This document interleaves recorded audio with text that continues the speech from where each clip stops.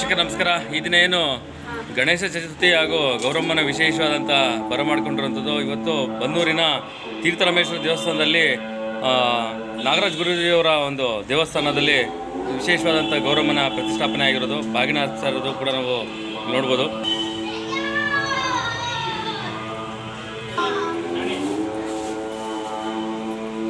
ವೀಕ್ಷಕರಾಗೇನೆ ಇವತ್ತು ಪುರಾಣ ಪ್ರಸಿದ್ಧವಾದಂತಹ ತೀರ್ಥರಾಮೇಶ್ವರ ದೇವಸ್ಥಾನದಲ್ಲೂ ಕೂಡ ಗೌರಿ ಪ್ರತಿಷ್ಠಾಪನೆ ಆಗಿದೆ. ಬನ್ನೂರಿನ ನಮ್ಮ ನಾಗರಾಜ್ ಗುರುಗಳಾದಂತಹ ವಿಶ್ವ ಹಿಂದೂ ಪರಿಷತ್ತಿನ ನಮ್ಮ ತಾಲೂಕು ಅಧ್ಯಕ್ಷರು ಕೂಡ. ಹಾಗಾಗಿ ಇವತ್ತು ಈ ದೇವಸ್ಥಾನದ ವಿಶೇಷವಾದ ಕಾರ್ಯಕ್ರಮ, ಒಂದು ದುರ್ಗಾ ಪರಮೇಶ್ವರಿ ದೇವಸ್ಥಾನ, ಈಶ್ವರನ ದೇವಸ್ಥಾನ ವಿಶೇಷವಾಗಿ ಅಲಂಕಾರ ಮಾಡಿರುವಂಥದ್ದು ಕೂಡ ನಾವು ನೋಡ್ಬೋದು. ಹಾಗೆಯೇ ಇಲ್ಲಿ ವಿಶೇಷ ಪೂಜೆಗಳು ಪ್ರತಿನಿತ್ಯಗಳು ಆಗ್ತಾ ಇರುತ್ತೆ. ಇವತ್ತು ಗೌರಿ ಗಣೇಶದ ಹಬ್ಬದ ಪ್ರಯುಕ್ತ ನೂರಾರು ಜನ ಬಂದು ಬೆಳಗ್ಗೆನೇ ಗೌರಿಗೆ ಪೂಜೆ ಸಲ್ಲಿಸಿರೋದು ಕೂಡ ನಾವು ನೋಡ್ಬೋದು. ಗುರುಳೆ ನಮಸ್ಕಾರ. ಗೌರಿ ಗಣೇಶ ಹಬ್ಬದ ತಮಗೆ ಕುಟುಂಬಕ್ಕೆ ಶುಭಾಶಯ. ಏನು ಹೇಳ್ತೀರಿ ಇವತ್ತು ಕಾರ್ಯಕ್ರಮದ್ದು?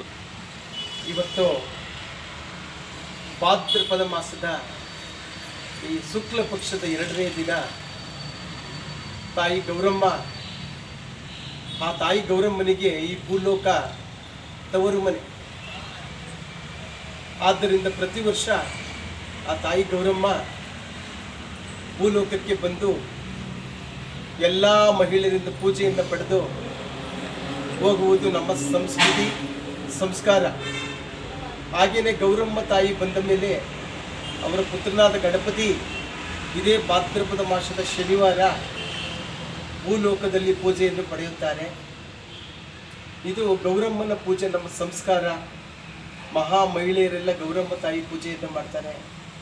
ಹಾಗಾಗಿ ಈ ದಿನ ಎಲ್ಲ ಶಿವಾಲಯಗಳಲ್ಲೂ ಕೂಡ ತಾಯಿ ಗೌರಮ್ಮನ ಪ್ರತಿಷ್ಠಾಪನೆ, ವಿಶೇಷ ಪೂಜೆ, ಅಲಂಕಾರಗಳು, ಒಂದು ಸಂಜೆವರೆಗೂ ಕೂಡ ಗೌರಮ್ಮ ಪೂಜಾ ಕಾರ್ಯಗಳು ನಡೆಯುತ್ತವೆ.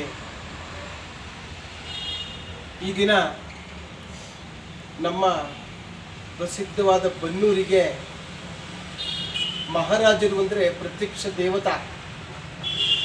ಮಹಾರಾಜರು ಕೂಡ ಇವತ್ತು ಬನ್ನೂರಿಗೆ ಆಗಮಿಸ್ತಾ ಇದ್ದಾರೆ ಅಂತ ಕೇಳಿ ತುಂಬ ಸಂತೋಷ ಆಯಿತು. ನಮ್ಮ ಮಹಾರಾಜರಿಗೆ ಗೌರಿ ಗಣೇಶ ಹಬ್ಬದ ಶುಭಾಶಯಗಳನ್ನು ಕೂಡ ನಾವು ನಮ್ಮ ದೇವಾಲಯದ ಮುಖಾಂತರ ತಿಳಿಸಲು ಇಷ್ಟಪಡ್ತಾ ಇದ್ದೇವೆ. ನಮಸ್ತೆ, ವಂದನೆಗಳು. ಹಾಗೆಯೇ ಯದುವೀರ್ ಒಡೆಯರು ಪ್ರಥಮ ಬಾರಿಗೆ ನಮ್ಮ ಬನ್ನೂರಿಗೆ ಬರ್ತಾರಂಥದ್ದು.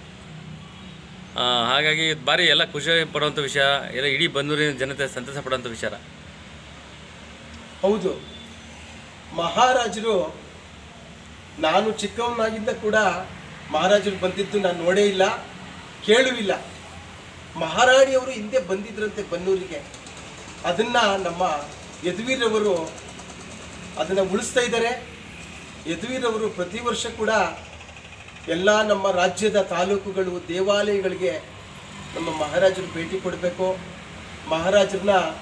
ಮಹಾರಾಜರು ಪ್ರತ್ಯಕ್ಷ ದೇವರನ್ನ ಎಲ್ಲರೂ ಕೂಡ ನಮ್ಮ ಪ್ರಜೆಗಳು ಅವರು ದರ್ಶನ ಮಾಡಿದ್ರೆ ತುಂಬ ಒಳ್ಳೆಯದು. ಮಹಾರಾಜರಿಗೆ ನಮಸ್ಕಾರಗಳು.